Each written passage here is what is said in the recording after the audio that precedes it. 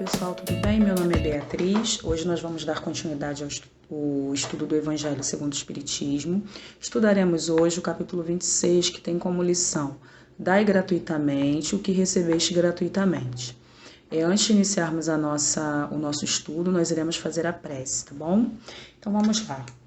Deus de infinita bondade e sabedoria, Senhor Jesus, nosso amado Mestre, toda a espiritualidade amiga, somos muito gratos pela oportunidade de podermos estudar, de podermos raciocinar, Senhor.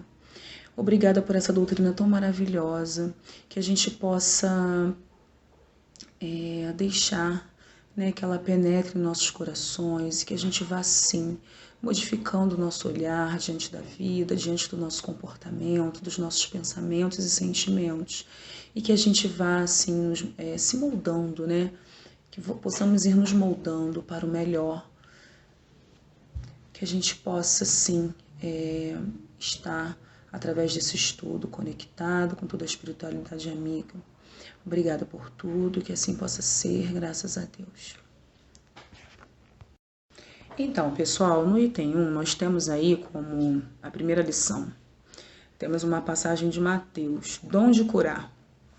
Devolvei a saúde aos doentes, ressuscitai os mortos, curai os leprosos, expulsai os demônios, dai gratuitamente o que recebeste gratuitamente. Jesus disse isso aos seus discípulos, E com essas palavras ele determinou que não se deve fazer pagar por aquilo que a nós mesmos nada custou. Então, Jesus, ou seja, aquilo que nos foi dado de graça, a gente precisa retribuir ao outro sem cobrar nada, Porque é um dom que Deus nos concedeu. E esse dom que Deus nos concedeu, ele tem como objetivo aliviar aqueles que sofrem e propagar, a fé. E Jesus, então, dessa maneira, recomendou que nós não transformássemos em um meio de comércio, nem em objeto de especulação e nem em meio de vida, esse dom que nos foi concedido pelo Pai, que é Deus. E aí a gente para analisar a nossa volta e a gente percebe que é muito comum ainda, a gente vê que as pessoas cobram, para curar, cobram por objetos que dizem que são objetos santificados, que vão nos dar alguma proteção ou que vão nos proteger de alguma forma, e cobram por isso. E daí essa doutrina, a nossa doutrina espírita, ela vai nos elucidando e vai nos levando à reflexão para que a gente desconfie mesmo, e fique atento a esse tipo de situação. Não que a gente não possa algum dia cair aí nessa situação, mas o estudo ele tem como objetivo nos auxiliar para que a gente não seja iludido, não seja enganado. Então vamos lá, no item 3 nós temos como item preces pagas. E aí ele vai trazendo para a gente uma outra advertência que Jesus fez aos seus discípulos. E ele fala assim: guardai-vos dos escribas que se exibem passeando com longas vestes, que adoram ser saudados nas praças públicas e ocupar os primeiros assentos nas sinagogas e os primeiros lugares nos banquetes, que sob o pretexto de longas preces devoram as casas das viúvas. Essas pessoas receberão uma condenação mais rigorosa. Gente, que eram os escribas? Os escribas, era o nome dado aquelas pessoas que a princípio tinham como tarefa escrever as leis e explicá-las às pessoas. E depois esse nome foi dado aos doutores da lei, que eram aquelas pessoas que ensinavam as leis de Moisés e ensinavam, ensinavam essas leis também ao povo. E aí Jesus, ao fazer essa advertência, ele vai mostrando essa hipocrisia, essa falsidade, e essa situação em que eram criados, em que os escribas criaram para poder se favorecer, em prol da fé dos outros, em prol daquilo que as pessoas acreditavam como verdade, sempre cobrando, sempre colocando valores para enriquecerem. E aí Jesus fala que há uma condenação muito mais rigorosa em relação a essa postura. No item 4, ele vai explicando isso pra gente e deixa muito claro, né, que Deus, ele não vende os benefícios que ele concede. Quem nos concede o benefício, o dom de cura é Deus, e não nos cabe jamais cobrar, né, para auxiliar o próximo. Não nos cabe cobrar para que alguém faça, não nos cabe que uma pessoa nos cobre para que possa fazer uma prece por nós. E aí, ele fala, né, que os espíritos superiores, eles sentem uma repulsa, né, por tudo que seja de interesse egoísta, por tudo que seja em tom de interesse pessoal, né. E os espíritos superiores, ele vai explicar pra gente também que eles não ficam, né, à disposição, né, de médiums, de pessoas, né, que mercadejam seus dons, porque Deus não concedeu esses dons com essa finalidade. E ele fala também que há um outro inconveniente em relação às preces pagas, que é o seguinte: quem paga acha que está dispensado de rezar, que nunca mais precisa rezar. E na verdade não, gente, porque os espíritos, eles são sensibilizados pelo fervor, pelo sentimento que a gente coloca, pela verdade que a gente coloca, pela força, né, de espírito que a gente coloca, né? Enfim, e se a gente delega isso a outra pessoa, o Evangelho traz pra gente, em troca de pagamento, qual é o fervor que essa pessoa está colocando, vai depositar aí nessa prece, né? Qual é a devoção dessa pessoa? E aí a gente vai reduzindo a eficácia da prece ao valor de uma moeda corrente. Então, galera, que a gente reflita, que a gente possa refletir, né? Lá no item 5, ele traz pra gente uma passagem em que Jesus, entrando no templo, ele começou a expulsar aquelas pessoas que estavam vendendo as coisas e comprando as coisas. E aí fala que derrubou as mesas dos cambistas e assentos daqueles que vendiam pombos e não permitia que pessoa alguma transportasse utensílios pelo templo. Jesus os ensinava dizendo: não está escrito que minha casa será chamada casa de orações por todas as nações? No entanto, tendes feito dela um covil de ladrões. Os príncipes dos sacerdotes, ouvindo-o falar assim, procuravam um meio de prejudicá-lo, porque eles o temiam, visto que todo o povo ficava cheio de admiração com a sua doutrina. Então, galera, assim, muita gente quando lê essa passagem acha que Jesus, né, teve uma atitude de violência. Só que não, gente. Jesus, na verdade, ele teve uma postura de firmeza e não de violência, porque se ele tivesse tido uma atitude de violência, ele iria contradizer tudo aquilo que ele ensinou, né? Que foi sermos pacíficos, sermos benevolentes, né? Sermos calmos. Então, é preciso que a gente fique atento a isso, né? A raiva e a agressividade não faziam parte da característica, da personalidade desse espírito tão maravilhoso que foi Jesus, né? Que é Jesus.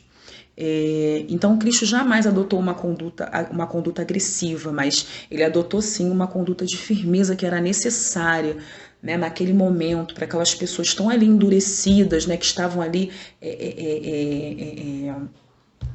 deturpando, né, deturpando toda a doutrina cristã através desse comportamento mercantil. E aí, lembrando que nesse lugar, nesse templo, né, esse templo era um local, à frente desse templo, em que tinham muitos guardas, né, muitos seguranças. E se Jesus tivesse, né, por acaso, tido alguma atitude de violência, logicamente que ele seria preso imediatamente, né? Então a gente sabe que essas passagens, elas são muito alegóricas também, né? Elas têm uma questão muito literária. Dependendo por causa das circunstâncias, né, da época em que foi escrita. Enfim, então é preciso que a gente raciocine também acerca disso, né, porque Jesus precisou sim ter uma postura enérgica para combater esses desvios que aconteciam naquela época devido a toda uma corrupção que dominava aquelas pessoas, aquele povo, né, enfim. Então, gente, é preciso sim que a gente renuncie os interesses próprios em prol do bem, em prol da doutrina, né? E o Evangelho fala pra gente, né, traz pra gente, né, nas suas lições, que o bem não pode estar misturado com orgulho e com egoísmo, né? Não pode estar ligado a esses sentimentos, a esses comportamentos. Que a partir do momento que você mistura o bem com o egoísmo, isso já deixa de ser caridade, né? E se transforma em um negócio.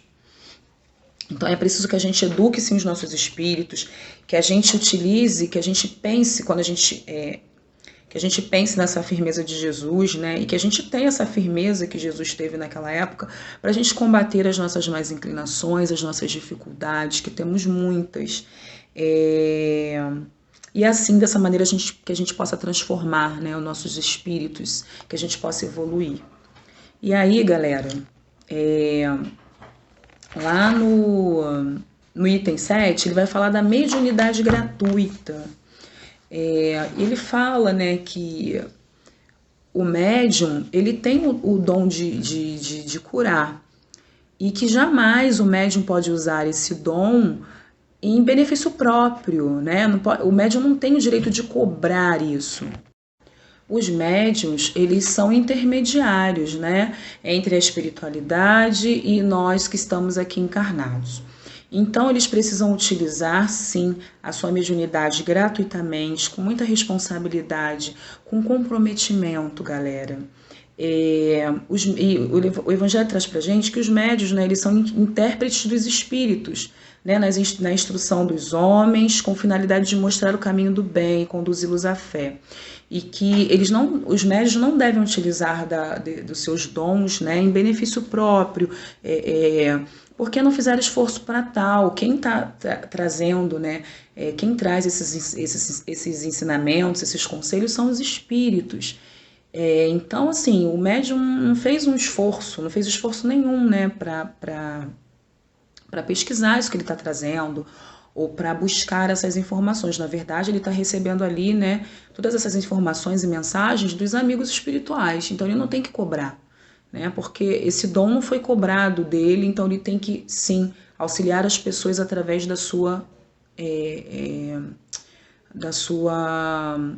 mediunidade. E o Evangelho traz pra gente uma passagem assim bem linda, né, nesse capítulo. Fala que Deus é justo e quer que sua luz chegue a todos, né? E aí ele ainda fala, ele faz uma comparação desse bem, né, que Deus quer que chegue a todos, como o sol.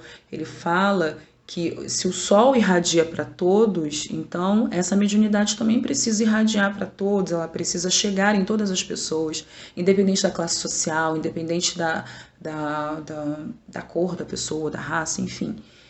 Todas as pessoas têm esse direito, somos todos filhos de Deus, né? Então, quem somos nós para começar a cobrar, para dizer, olha, você tem direito, você não tem, você tem mais direito, você tem menos condições, você tem menos direito. Não, gente, não é assim.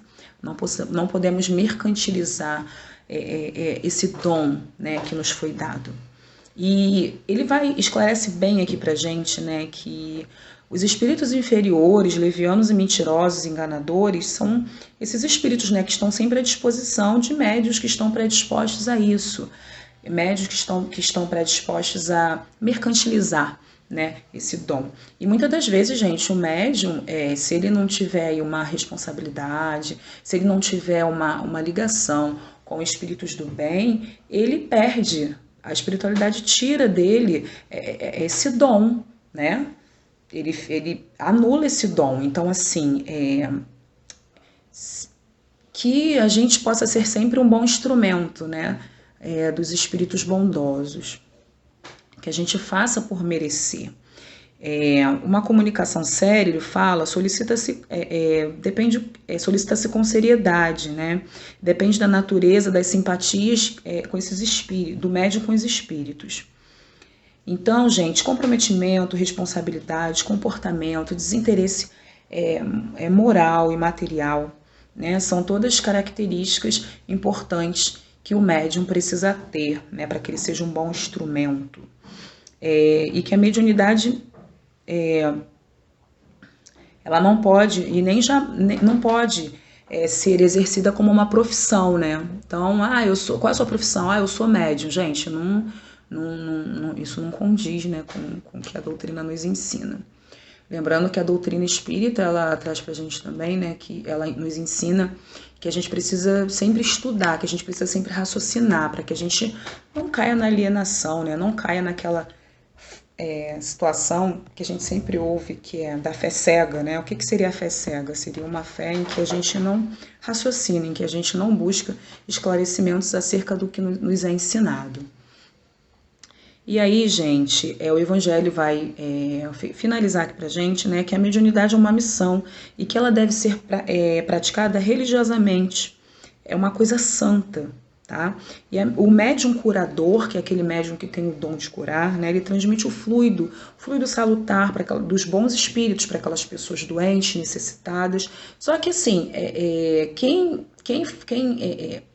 ele é um intermediário, então assim, para ele transmitir esse fluido, quem está passando esse fluido para ele são os espíritos bondosos. Não é o fluido dele, né? Não é o magnetismo dele, é o fluido desses espíritos. Então, não existe esse direito.